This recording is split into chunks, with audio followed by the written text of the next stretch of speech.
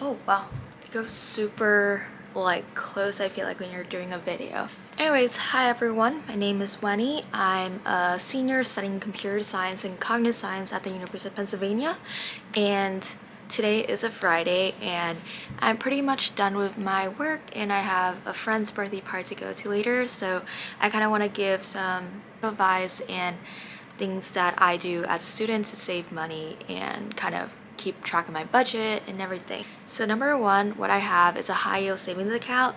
I opened it this year, but last year I had two CDs, which are certificate deposits, but certificate deposits is a little different from high yield savings, where high yield savings account, in case of emergency or like you need money really fast, you have that account with the money available that you can just pull out, compared to a certificate deposit where I purchase a 1-year CD where I put my money away and I can't touch or pull it out until a year later. But if I do want to pull it out early, I will need to pay a penalty. And luckily I didn't need it at that time because I had a bunch of savings in my savings account and checkings account, so I was able to pull it out once it matured. But these are really helpful because you get paid interest from it by keeping your money in a bank, since the bank has more liquidity for other people to borrow.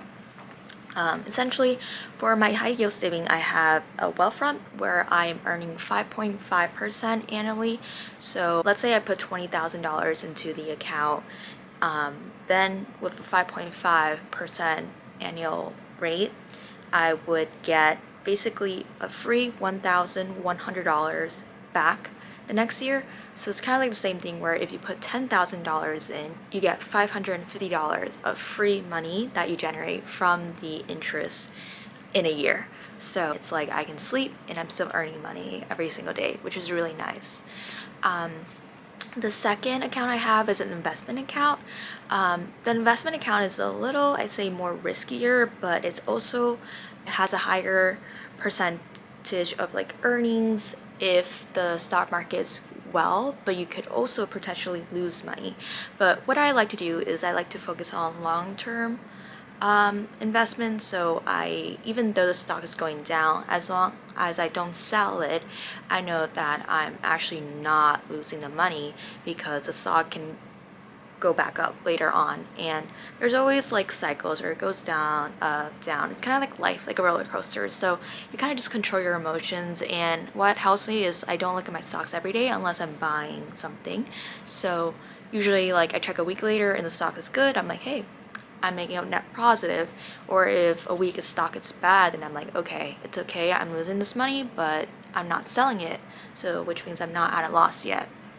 So that really helps. And also I like to diversify. I got a little into crypto, but I also have a large amount of my investments into ETFs like S&P 500 and I think Russell something, I forgot, but it's like small cap stocks, and also having it into tech stocks, healthcare, consumer goods, finance firms. But of course, do your research and everything. But I like to buy stocks on discount, so when it's like low, I know that, hey, I'm gonna buy a little more, and even though it's still gonna go low again, I will continue to buy more with the funds I have, because I know that maybe in a year or in a few months it will go back up again. But of course it comes with risks, so of course do your research, watch YouTube videos, and like check out the financial earnings and statements of the company. And the third, but not the last thing I have is a Roth IRA. This is basically for my retirement, and essentially I think you can put max at 6.5k each year until you turn 50. But also if you're full-time, and I think if you make over a certain amount, probably 150, 160k, but definitely search it up. But it's around that part, you can't really contribute to your IRA anymore, which is why people who do full-time, who make more than that, usually do a backdoor IRA. But basically these are like your investments grow tax-free, and then when you retire you can actually pull out the money tax-free, which is really, really cool. And I think one really common mistake that I see a lot of people doing is that they contribute money to their IRA either monthly or annually and max it out, but if they don't have like the automatic investment, their money just sits there and you're not investing in it. And I think that was a mistake I went through a few months by just putting my money in every month, but I realized I'm not actually investing. So you just see like a straight up, while like investing should be like up, down a little, up, down a little, up, down a little. So I opened my IRA, I think when I was like at the end of 18. It was like towards the end of my freshman year of college where I had the funds to start my IRA, and I think I literally put money in there for a few months not knowing that I had to invest in it.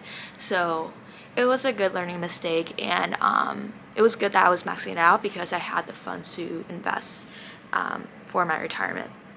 So those are like 3 important accounts that I have, growing my like savings and long-term financial goals. I hope these 3 accounts help you if you're a student or you're someone in your mid-20s or kind of you want to start young, like a teenager in high school.